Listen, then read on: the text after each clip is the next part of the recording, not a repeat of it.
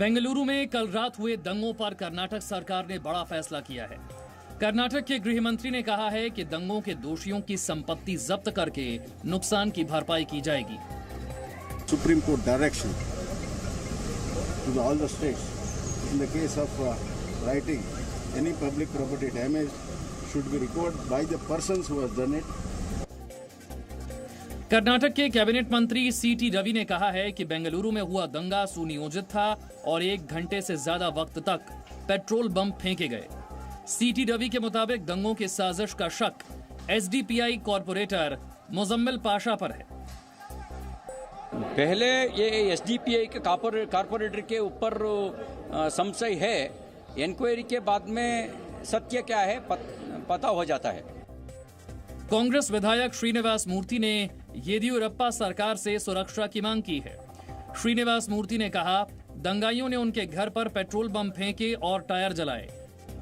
कल रात हुए दंगों के आरोप में अब तक 146 लोगों को गिरफ्तार किया गया है। डीजे हल्ली और केजी हल्ली इलाके में कल सुबह तक कर्फ्यू लगाया गया है। इन दंगों में 3 लोगों की मौत हुई है। आरोप है कि कांग्रेस विधायक श्रीनिवास मूर्ति के भतीजे ने पैगंबर मोहम्मद के खिलाफ सोशल मीडिया पर विवादित पोस्ट किया था, जिसके बाद बेंगलुरु में दंगे हुए। सुशांत केस में एनसीपी अध्यक्ष शरद पवार ने महाराष्ट्र सरकार के रुख का समर्थन किया है। शरद पवार ने कहा है कि उन्हें महाराष्ट्र सरकार और मुंबई पुलिस की जांच पर पूरा भरोसा है, लेकिन किसी को लगता है कि सीबीआई जांच होनी चाहिए तो उन्हें आपत्ति नहीं है। महाराष्ट्र पुलिस, मुंबई पुलिस याला गेले 50 वर्ष मी ओळखतो आणि माझा पूर्ण विश्वास पोलीस फोर्सवर आहे। त्यावर कुणी काय आरोप केले वगैरे ह्याचा मी खोला जाऊ शकता। शरद पवार ने भतीजे अजीत पवार के बेटे पार्थ की ओर से की गई सीबीआई जांच की मांग पर कहा कि पार्थ अनुभवहीन है और उनकी बात को महत्व नहीं देना चाहिए। एक्टर सुशांत सिंह राजपूत की मौत के 59 दिन बाद उनके परिवार ने 9 पन्नों की एक चिट्ठी लिखी है। सुशांत के परिवार ने चिट्ठी में आरोप लगाया है कि मौत के बाद सुशांत को चरित्रहीन साबित करने की साजिश की जा रही है।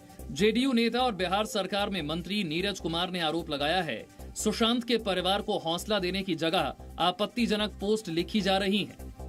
चरित्र हनन करके आप इस न्याय की आकांक्षा वाले जो देश के लाखों करोड़ों लोग हैं, उनकी वाणी पर नियंत्रण नहीं स्थापित कर सकते।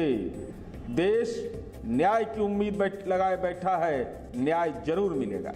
सुशांत के परिवार ने पोस्टमार्टम रिपोर्ट पर भी सवाल उठाए हैं। प्रवर्तन निदेशालय ने इस मामले में सुशांत के दोस्त सिद्धार्थ पीठानी से रात 2 बजे तक पूछताछ की। सुशांत के पिता के वकील ने कहा कि सिद्धार्थ एक चालाक अपराधी है, तो उसकी क्लियर साठगांठ है, क्योंकि इस कॉन्स्पिरेसी में चाहे एडमिटमेंट टू सुसाइड हो या मर्डर हो, दोनों में रिया है और रिया के साथ है इनका ये पठानी। जब इन्वेस्टिगेशन होगा तो इस सब की बात का खुलासा होगा कि इनका रोल सही में क्या था। सुशांत सिंह राजपूत की लिखी डायरी के कुछ पन्ने भी सामने आए हैं।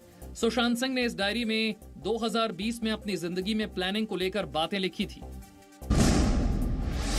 प्रधानमंत्री मोदी गुरुवार सुबह 11 बजे टैक्स से जुड़े एक नए प्लेटफॉर्म की वीडियो कॉन्फ्रेंसिंग के जरिए शुरुआत करेंगे। नए प्लेटफॉर्म का मकसद टैक्स के मामले में पारदर्शिता बढ़ाना और ईमानदार करदाताओं को प्रोत्साहित करना है। प्रधानमंत्री ने ट्वीट किया, 13 अगस्त गुरुवार को सुबह 11 बजे transparent taxation honouring the honest यानी पारदर्शी कराधान ईमानदार का सम्मान की शुरुआत की जाएगी। इससे हमारी कर प्रणाली में सुधार और सरलीकरण के हमारे प्रयासों में मजबूती आएगी। इससे कई ईमानदार करदाताओं को लाभ होगा, जिनके परिश्रम से राष्ट्रीय प्रगति को बढ़ावा मिला।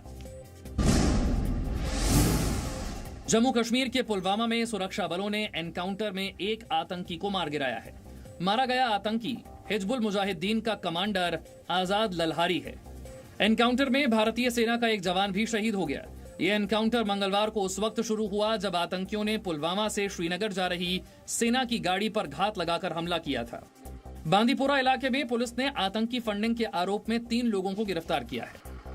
3 बंदे जो हैं डिफरेंट इलाकों के हैं। एक कुपवाड़ा का है, एक सोपोर का है, एक डिस्ट्रिक्ट बांदीपुरा का है।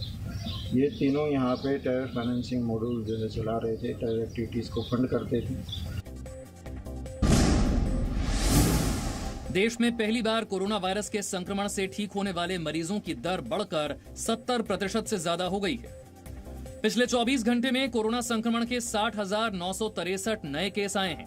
अब तक 23,29,638 लोग संक्रमित हुए हैं, जिनमें से 16,39,599 लोग ठीक हो चुके हैं और अब तक 46,091 लोगों की मौत हुई है। आज नीति आयोग के सदस्य डॉक्टर वी.के. पॉल की अध्यक्षता में कोरोना वायरस के खिलाफ वैक्सीन को लेकर महत्वपूर्ण मीटिंग हुई। इस बैठक में कोरोना वैक्सीन से जुड़े तमाम पहलुओं पर चर्चा हुई। दिल्ली में कोरोना वायरस से संक्रमण की रफ्तार स्थिर बनी हुई है। पिछले 24 घंटे में दिल्ली में कोरोना संक्रमण के 1,113 नए केस आए, 14 लोगों की मौत हुई और 1,021 मरीज ठीक हुए। दिल्ली में कोरोना संक्रमण से ठीक होने वाले मरीजों की दर 89.83% है। घर पर 5,598 मरीजों का इलाज चल रहा है और कोविड अस्पतालों में 3,351 मरीज भर्ती हैं। दिल्ली में पिछले 24 घंटे में कोरोना संक्रमण से जुड़े 18,000 से ज्यादा सैंपल के टेस्ट हुए हैं। दिल्ली में इस वक्त कोरोना के 10,946 एक्टिव केस हैं। पूर्व राष्ट्रपति प्रणब मुखर्जी की हालत नाजुक बनी हुई है। दिल्ली में सेना के रिसर्च एंड रेफरल अस्पताल में ब्रेन सर्जरी के बाद प्रणब मुखर्जी की हालत में सुधार नहीं आया है। अस्पताल ने मेडिकल बुलेटिन में बताया कि प्रणब मुखर्जी वेंटिलेटर पर हैं और हेमोडायनामिकली स्थिर हैं। पूर्व राष्ट्रपति की बेटी शर्मिष्ठा मुखर्जी ने उन सभी लोगों को धन्यवाद कहा है जो प्रणब मुखर्जी की सेहत को लेकर चिंतित हैं।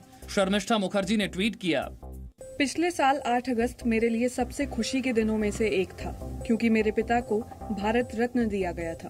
पूरे 1 साल बाद अगस्त में वे गंभीर रूप से बीमार हो गए हैं। भगवान जो भी उनके लिए सबसे अच्छा हो वो करे और मुझे जीवन के खुशी और दुख को समानता से स्वीकार करने की शक्ति दे।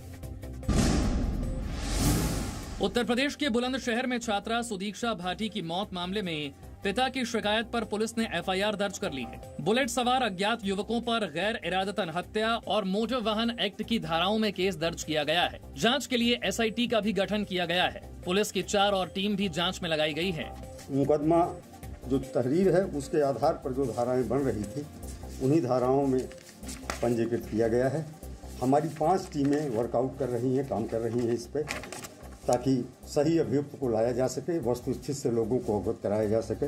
पुलिस ने जांच के लिए 2 दर्जन से ज्यादा बुलेट मोटरसाइकिल पकड़ी हैं। सोमवार को अमेरिका में पढ़ाई कर रही सुदीक्षा भाटी की बुलंदशहर जाते वक्त हादसे में मौत हो गई थी। सुदीक्षा के परिवार ने आरोप लगाया था कि हादसा उसे रास्ते में छेड़ रहे बाइक सवार की वजह से हुआ था।